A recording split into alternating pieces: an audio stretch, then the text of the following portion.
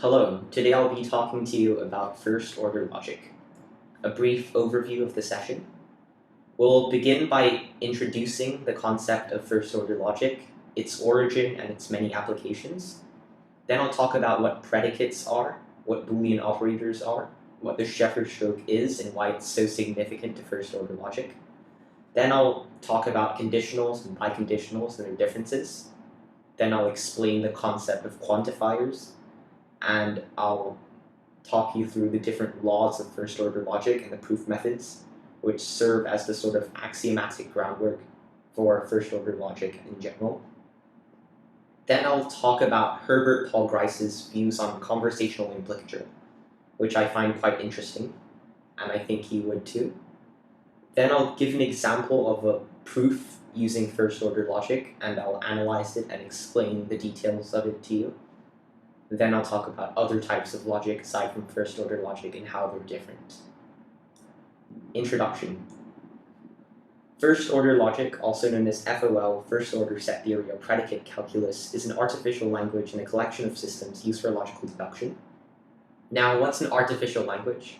Simply, it's a language that isn't conceived of through conventional means, such as originating for purposes of communication or survival, and instead it's developed for the purpose of understanding the very underlying structures for language, and also it's used to understand the logic behind everyday speech and the many ways in which we logically deduce things without really knowing about it. And it's a significant and dominant part of formal logic or classical logic in general. It's used in mathematics, linguistics, computer science, cryptography, and philosophy, particularly analytic philosophy as opposed to continental philosophy. And if you remember the analytic-continental divide in philosophy, where analytic is focused more on logic and language, and how they can be used to understanding the underlying structures for reality, metaphysical questions, ontological questions, ethical questions, epistemological questions, and other philosophical branches, respectively. And continental philosophy doesn't really deal too much with logic and language, and so analytic philosophy is where you'll find first-order logic being used the most, and as you can see, there are a very wide range of applications. Frege, Peirce, and Boole developed the foundations for FOL, but 20th century analytic philosophers such as Bertrand Russell, Ludwig Wittgenstein, Alfred Tarski, and Friedrich Fichte also contributed greatly to the modern FOL form. And as you can see, most of these 20th century analytic philosophers are also prominent mathematicians, which may also be a reason for why they're analytic philosophers in the first place.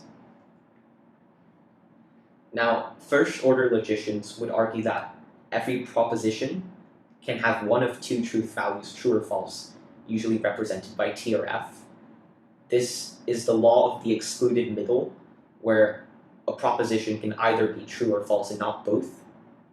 And there are other systems of logic, which I'll go into later, which do not really side with this view and believe that a proposition can be simultaneously true and false, or have a degree of truth in between true and false. Now, here's a quote from Ludwig Wittgenstein in his book Tractatus Logico-Philosophicus. The object of philosophy is logical clarification of thought. And so Wittgenstein famously thought that philosophy was simply logic, and so this might be why first-order logic is a very interesting topic, because it might just be the purest form of philosophy. Now, when I later explain some of these concepts in FOL, you might find that they're quite boring and repetitive and are a bit too mathematical. But then, if you consider the history of philosophy and how many philosophers have disagreed over so many things, and how logic, and especially first-order logic, is one of the fields that unifies all of these philosophers together and has some universal agreement. Predicates, Part 1. In grammar, a predicate can best be defined as something which presents information about the subject. For example, in the sentence, Plato wrote the Republic, Plato is the subject, and wrote the Republic is the predicate. This is quite simple grammar, and I think most of you should get and understand most of most of the things about this already, and about the distinction between subjects and predicates. And in FOL, it is better to think of a predicate as a relation between objects, or a set that a subject belongs to. And this is where I find this very interesting link between predicates and sets, and I think they're basically the same thing, because the two terms can be used interchangeably without much problem, and this is why I think first-order logic is so helpful, because it can be applied to set theory as well. And the arity of a predicate would be the number of objects it is relating to, and an interesting thing to note here is that in grammar, the predicate is conceived of as belonging to the subject, but in FOL it's better to think of the subject as almost belonging to the predicate. For example, Heidegger was a student of Edmund Husserl has the to-ary predicate was a student of, because it relates the two objects, Heidegger and Edmund Husserl. And in FOL you can write Heidegger was a student of Edmund Husserl as student of Heidegger Edmund Husserl, and you can see the predicate student of, and these are called arguments.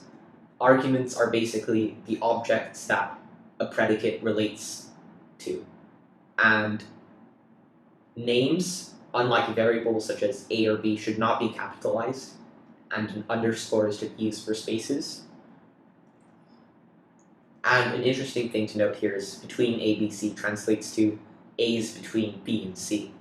So between A, B, and C is a three-ary predicate, and you can see that the subject always comes first. It's like in student of Heidegger, Edmund Husserl, the subject is Heidegger, and it's Heidegger was a student of Edmund Husserl.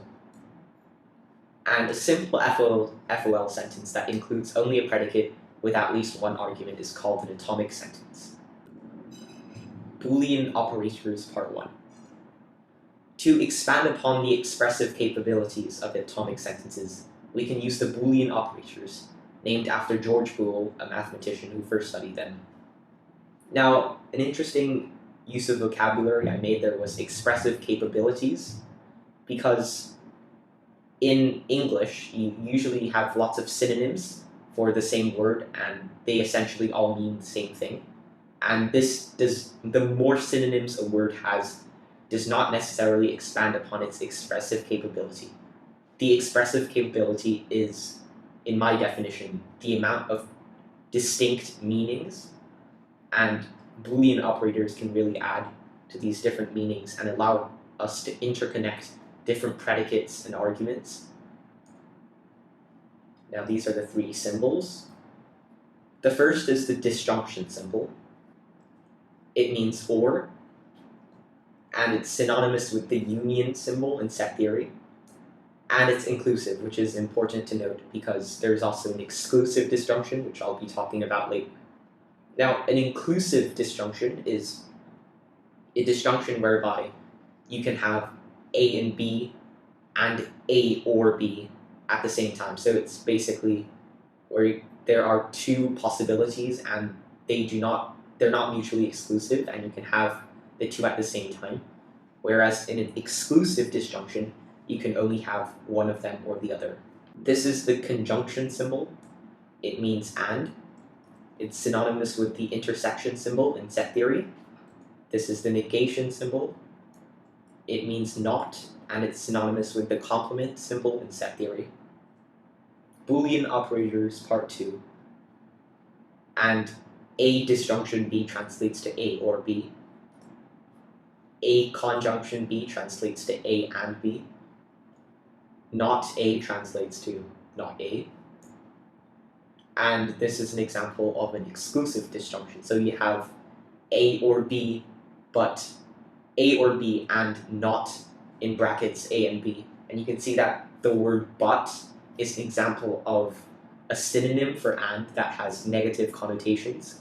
But first order logic, since it's an artificial language, tries to get rid of the connotations of words and reduce them to the simplest form. And that's why in first order logic, you don't really have a specific word for but, and it's simply and. So A or B and not the conjunction of A and B, so you can have one of them, not both. Now, this is a sentence in FOL that makes use of all the Boolean operators as well as predicates. So we have not predicate of A, and the P is a predicate, the Q is a predicate, and the R is also a predicate. And so not certain predicate of A, and in brackets, certain predicate Q of A, and that the or is an inclusive disjunction, R of A. And yeah, so that's a sentence in FOL. And now we'll talk about the Sheffer Stroke. It wasn't one of the original 3 Boolean operators, but this Sheffer Stroke was quite influential in the 20th century, and Bertrand Russell and Ludwig Wittgenstein both highly appraised of its discovery. So in 1913, Henry M. Sheffer discovered the Sheffer Stroke, which he named after himself, and it's an operator much like the Boolean operators. It translates to not both, and you can see the set theory diagram in the bottom right corner. And it can be written as a vertical line straight down. And it was so highly appraised by Wittgenstein and Russell because it's fundamental to all of first-order logic. And this is because it links all the Boolean operators together, as its definition involves negation and conjunction, and it can be used for the expression of exclusive disjunction. An exclusive disjunction can now be written as A or B and not both of A and B, instead of A or B and not in brackets A and B. You can see it's much easier to write because you can write 3 less symbols. And exclusive disjunction itself, if you don't want to write all of that, you can just simply write it as the inclusive disjunction symbol but with a line underneath. Conditionals and biconditionals. A conditional expresses a condition for something to be the case, or where something implies something else.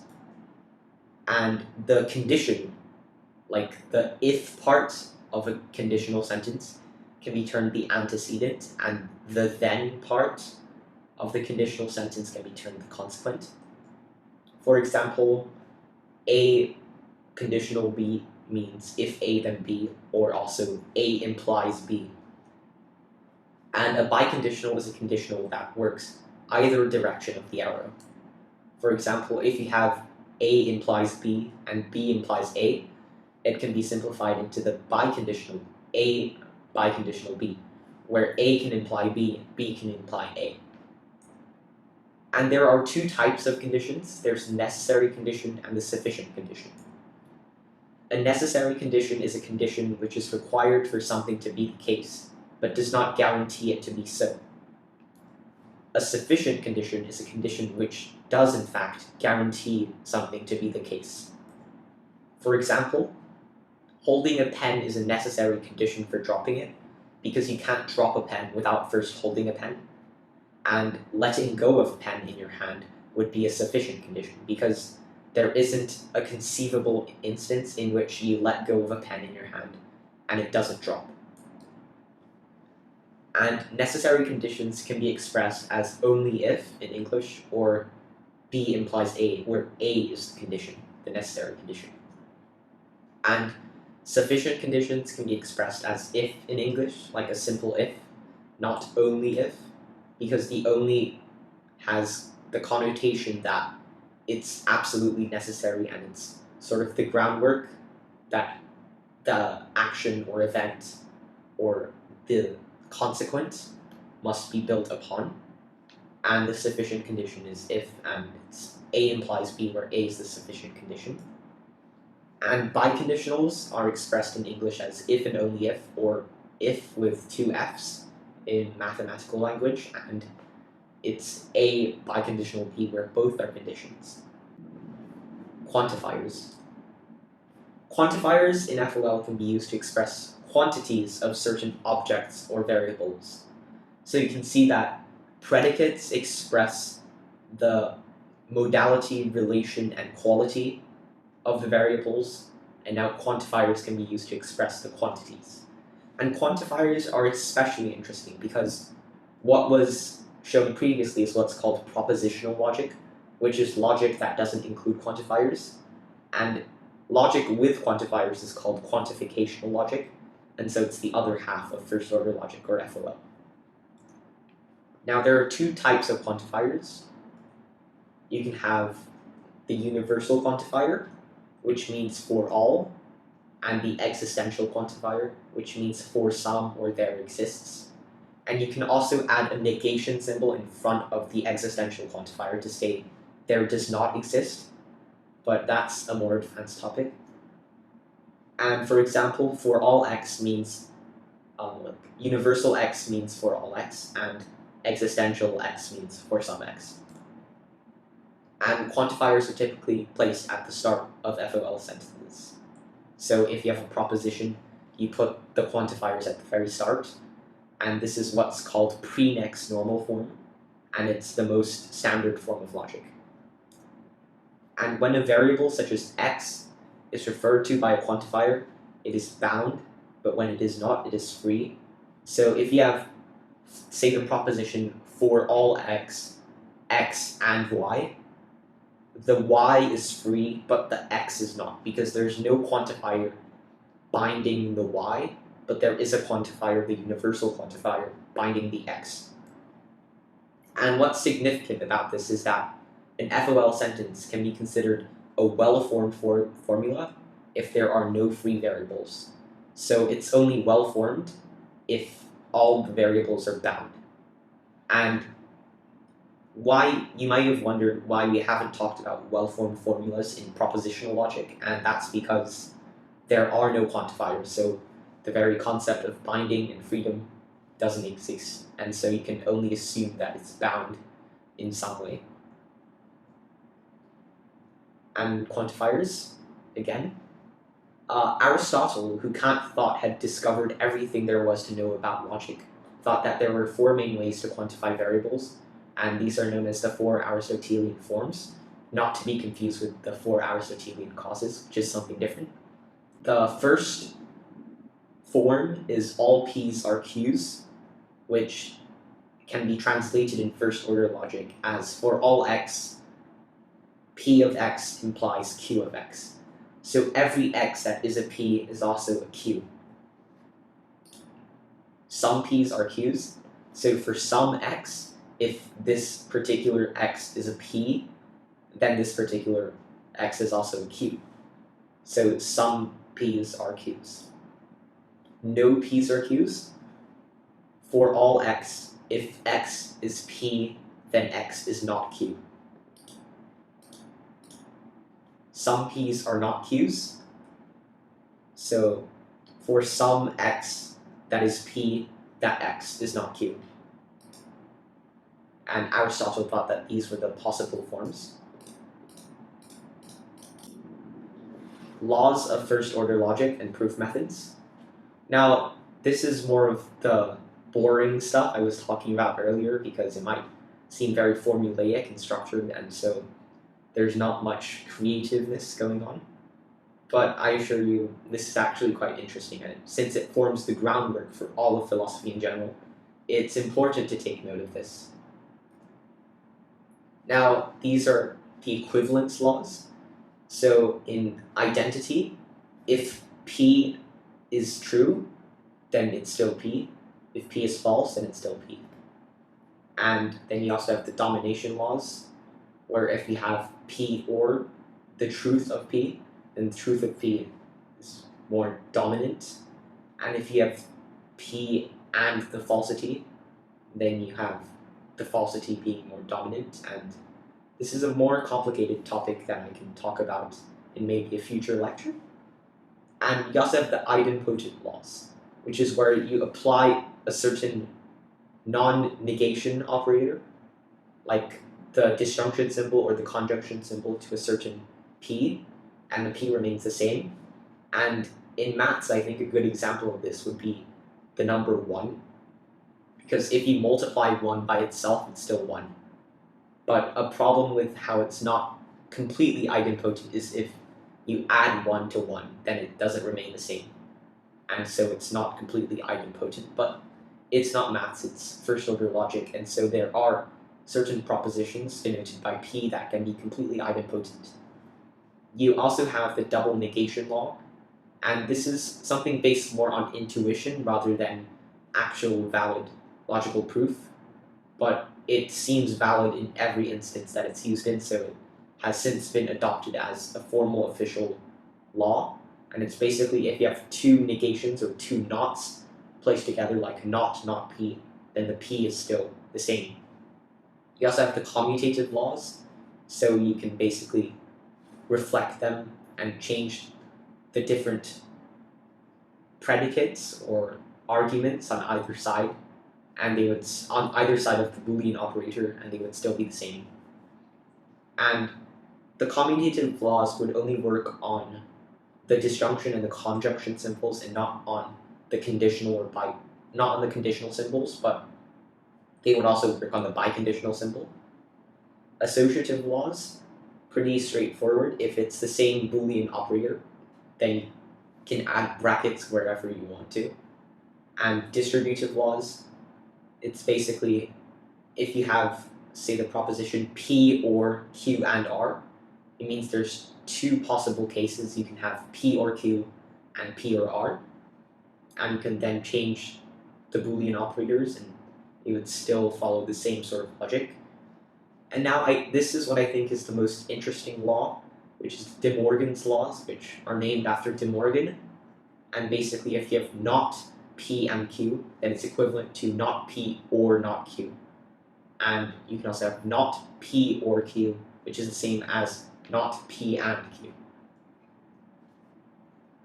And now we'll proceed with some of the more formal deduction laws used in software, algorithms, and is to do more with computer science. And so you have the law of the indiscernibility of identicals. So if B equals C, then whatever holds of B also holds of C. This is known as identity elimination. And the equals sign in logic is called the identity predicate, by the way. And the law of the reflexivity of identity. Sentences of the form B equals B are always true in FOL. This is known as identity introduction or identity intro. Law of the symmetry of identity. If B equals C, then C equals B. And this is quite similar to what we talked about earlier with the commutative laws. And the law of the transitivity of identity. This is probably the law of logic that mostly everyone should be familiar with, which is if A equals B and B equals C, then A equals C. Law of the excluded middle. Either A or its negation not A is true, and both cannot be true simultaneously. And this law of the excluded middle is refuted or disapproved of in other forms of logic, which I'll talk about at the end. Law of conjunction elimination. If A and B is true, then it can be deduced that A is true and that B is true.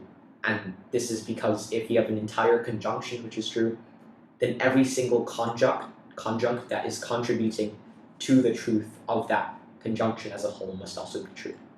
This is conjunction elimination. Law of conjunction introduction. If A is true and B is true, then the conjunction A and B is true. This is also known as conjunction introduction, which is pretty straightforward. Law of disjunction elimination. If either A and B or B and C is true, then B is true. This is also known as disjunction elimination or elim. And why is this the case, you would think? Well, simply because there are two possible cases, A and B and C. And in either case, B exists. And so B exists in both instances. So B exists in all possible instances, since there are only two instances, and therefore B must be true either way. Law of disjunction introduction. If A is true, then A or B is true, and A or B or C is true. This is also known as disjunction introduction or disjunction intro. Law of negation elimination, which is the same as the law of double negation, which is basically that if you have two negations placed together, then they cancel each other out and you're left with the original concept. And this is also known as negation elim. Law of negation introduction. This one has a Latin name, which is reductio ad absurdum. If a contradiction can be proven as directly following from the existence of A, then A is false and not A is true. Because the very definition of a contradiction is, in essence, a falsity, and where there's an instance where the logic doesn't make sense, or is flawed or fallacious. And so, if a contradiction exists in a proof, then the premise, the A, which I've called the premise, must also be false because it leads to the contradiction and the falsity. And if A is false, then the negation of false is true. And this is negation intro. Law of contradiction elimination. If a contradiction is established anywhere in a proof, then you are entitled to assert any FOL sentence following it to be true. This is also known as contradiction elim. And the way I get my head around this is, if there's a contradiction in a proof, then the whole proof is flawed. And because, or at least the whole subproof is flawed, and so you can say whatever you want because it wouldn't need to conform to the proper laws and the rules anymore, because if there's a contradiction, you have to... A contradiction is basically an ending to a certain subproof or process, and so you must start something new with any FOL sentence. And law of contradiction introduction. If A and the negation of A are both shown to be true in the same proof, then a contradiction can be introduced. And why is this the case? Because if there is an A and a not A in the same proof, then it violates the law of the excluded middle, and that's what the definition of a contradiction is, and so you can introduce a contradiction from that. Law of conditional elimination, which is modus ponens. And this law is particularly interesting because it's used almost everywhere, especially in theology. The cosmological argument relies upon it, and so does the ontological argument. Basically, all significant arguments in history are in some way influenced by modus ponens or conditional elimination, because conditional elimination basically means, because conditional elimination is only possible through the condition sign, and the conditional sign is basically everywhere. And the law of conditional introduction, if in a logical proof B is a step that occurs after A, then A implies B, and typically A would be a premise in the proof. Law of biconditional elimination, if A biconditional B and either A or B is true, then either A or B can be asserted as true. This is also known as biconditional elimination. Law of biconditional introduction. If in a logical proof there is a subproof where A follows from the premise B, as in the law of conditional introduction, and also a subproof where B follows from the premise A, then A biconditional B is true. This is known as biconditional intro. And we also have the law of contraposition. If A implies B, then there's a biconditional relationship, or rather a logical equivalence, with the opposite of A implies B, which is not B implies not A. And so, because of this law of contraposition, you can argue that a proposition and its opposite, in a way, are equivalent. And I think this inspired certain ideas like yin and yang in Taoism, and also Hegel's determinate negation. Law of reiteration. If proposition is true, then it can be reiterated and said again and used in another part of a logical proof. This is pretty straightforward and simple. Herbert Paul Grice on Conversational Implicature, Part 1. A conversational implicature is something that a speaker implies in a spoken message that is not literally stated. And that's a symbol meaning implicates. And note a distinction between implicates and implies, because implies deals with certain logical deduction, but implicates deals more with induction and things that are not certain.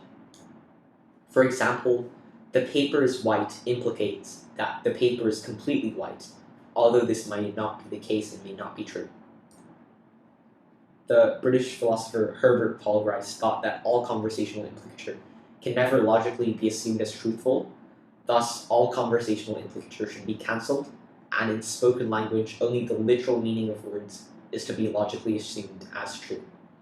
And this is an interesting fact because it means you can never logically deduce anything from speech.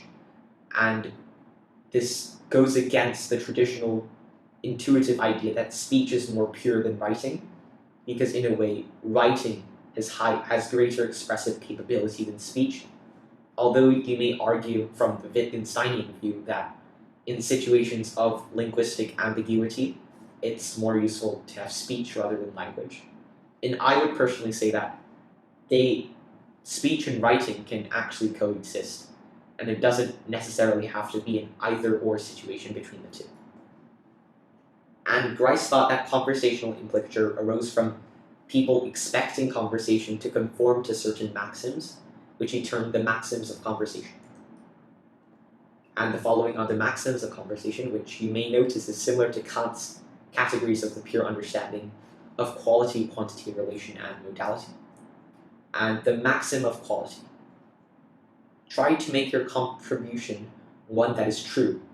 Specifically, do not say what you believe to be false. Do not say that for which you lack adequate evidence. The maxim of quantity. Make your contribution as informative as is required for the current purposes of the exchange. Do not make your contribution more informative than is required. And you can see that some of these laws mirror other philosophical principles in history, like the maxim of quality. The 1 and 2 are quite similar to Plato's justified true belief, because it says try to make one that's true, and that's the truth, and justify true belief. And do not say what you believe to be false, which is the belief part, and lacking adequate evidence is the justification bit. And the do not make your contribution more informative than is required is obviously Occam's razor, which says that entities should not be multiplied entities should not be multiplied more than the necessary amount, and basically you shouldn't say too much and be too informative. The maxim of relation relevance, your contribution should be relevant. So if you say something irrelevant that seems relevant, there might exist some conversational implicature where the person listening will interpret it as something that has relevance to the conversation, even if you intended it to be irrelevant. The maxim of manner, you should be perspicuous, and specifically, you should avoid obscurity or lexical ambiguity, and avoid ambiguity. And be brief and avoid unnecessary prolixity or verbosity, which is similar to the second aspect of the maxim of quantity. And be ordered. You should structure your thoughts clearly and shouldn't make them too confusing. And here I'll explain a first-order logic proof, which I've taken from a Stanford philosophy textbook called Language, Proof, and Logic, which I recommend you to check out if you're interested in this topic. Okay, so you can see here these lines, these bars that are sticking out from the lines. This is called a Fitch bar, and it's used to indicate the separation between the premise and the derived steps. And so you can also make subproofs by proving, like as you can see here, the 2 all the way down to the 15 is a subproof, and then you nest subproofs inside of it, which are called nested subproofs. And they're really useful to show the falsity of certain premises. And so the initial premise is that not P and Q, and you can see the conclusion is not P or not Q, and you can see that this is obviously a proof of the first De Morgan's law. And it's quite a complicated proof, but I'll explain it. So the first premise of the first subproof is not P or not Q, so the negation of whatever's not P or not Q. And then you can see there's a nested subproof, which assumes the truth of not P, And so it goes as follows. If not P is true, then from disjunction introduction based on this third premise, you can argue that not P or not Q, because if you remember the disjunction introduction law, you can add a certain disjunct to any accepted predicate if the predicate is assumed to be true, because in the situation not P or not Q, the whole thing is true if P is Q, if not P is true. And then you can establish a contradiction here through a contradiction introduction, because if you see in 2, it says negation of not P or not Q, but here this negation symbol isn't present. So there's a clear contradiction because there's a negation of the proposition and the proposition in its unnegated form. And so from this subproof, you can conclude that the premise is not true, therefore not P, and through the law of double negation, you can simplify it to just P. And now you can begin a new subproof, which follows as not Q, and based on the same disjunction introduction law used here, you can introduce not P or not Q here. And that is the same contradiction once again, because not P or not Q, it's the non-negated form of not P or not Q, which is a clear problem, and therefore it's a falsity. And so you can deduce not Q, and therefore Q. And you can then do a conjunction introduction by citing steps 7 and 12, because P and Q are both true, as was logically proven. And then you can add in not P and Q by reiterating the first premise. And therefore there's another contradiction again.